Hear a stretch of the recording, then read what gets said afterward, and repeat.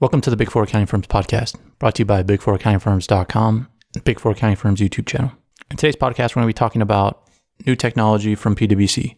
Now, PwC is going to be using wristbands to help PwC employees in the United Kingdom monitor stress levels and work-life balance. And they're going to be using the Garmin Vivo Smart 4 fitness tracker, and they're going to be using this for the duration of the pandemic, however long it lasts. But basically, this is just a tool for employees to track their activity, their heart rate, stress levels, and also their sleep. They opened the program to employees, and almost 2,000 employees out of 20,000 employees volunteered. So that's like 10% of employees decided to enter this program. And PwC is going to be using artificial intelligence, and they also are going to be using the firm's data analytics teams and IHP Analytic, which is a human performance boutique focused on sports.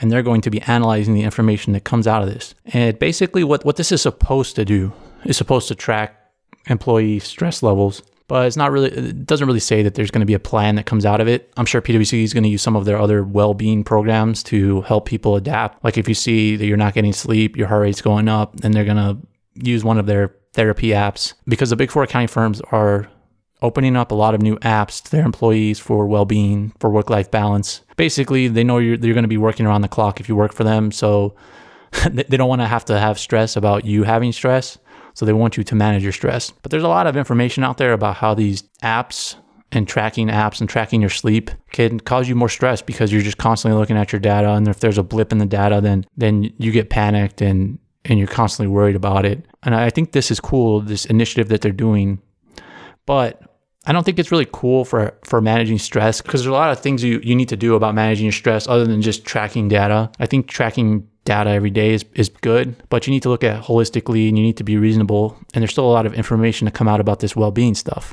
And I would encourage people out there to not only track this, like don't raise your hand and be like, I'm a good employee, I'm doing this initiative that the firm suggests that we do, I'm gonna get a pat on the head, because that's only surface level. You need to go a level deeper and try and get involved in these initiatives. Maybe track your data, figure out how to map it out, figure out how to use technologies to visualize that data, not only for yourself, but so you can show other people on your team, show the people above you that you understand new technologies and you know how to take advantage of them. And also when these things come out, you can reach out to the people that are working on them, because these people are on like the cutting edge of firm initiatives, and partners always pay attention to them because it's really impressive. It hits the headlines. And so it's good if you partner yourself with those people and then you attach your name to like big initiative, and you attach your name to initiatives like this, because then it'll show you're a go-getter, but also you're at the front of breaking technology. You're in the brand new thing versus like being stuck in the back doing normal things like just regular auditing, ticking and tying, regular tax work, or regular advisory work. Getting involved in new firm initiatives really puts you in front of firm leadership, because firm leadership is going to be paying attention to this. They're going to use this to get new recruits, to show them how they're worried about their health. And the more you're involved in that, the more you get in front of leadership. And that's not to say you need to get stuck in these groups. Let's say you work with the data analytics team on this, and then this thing goes away, the interest in it goes away. Fine. Keep moving to the next group. Move to the next group that's a big initiative, and keep stacking all these skills on your resume. And that's how you make your stress level go down, because you're going to stack up all these skills along the way. You're going to stack up your resume. You're going to have a network of the people you've met in the leadership team. So that's how to take advantage of this. Don't just slap a wristband on your thing and be waiting for a attaboy or a pat on the head or a bonus, thinking that's going to last you. There's 2,000 other people, so you're one of 2,000, and you're not going to impress anybody with that. You might make a little video on your firm's social page, but that won't last very long. You need to go ahead and do that too to get exposure, but you need to get involved in these types of things, learn about the technologies.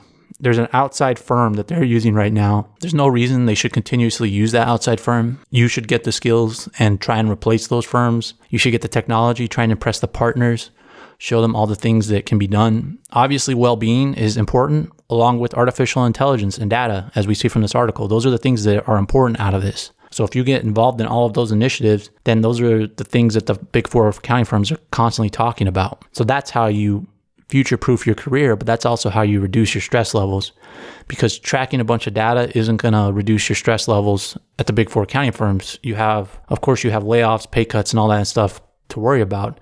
A wristband isn't going to help you get rid of that. It's just going to help you track your stress levels to that.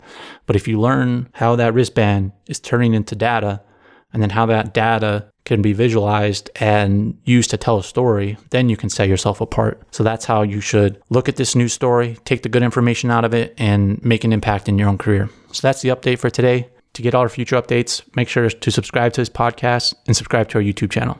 Thanks for listening.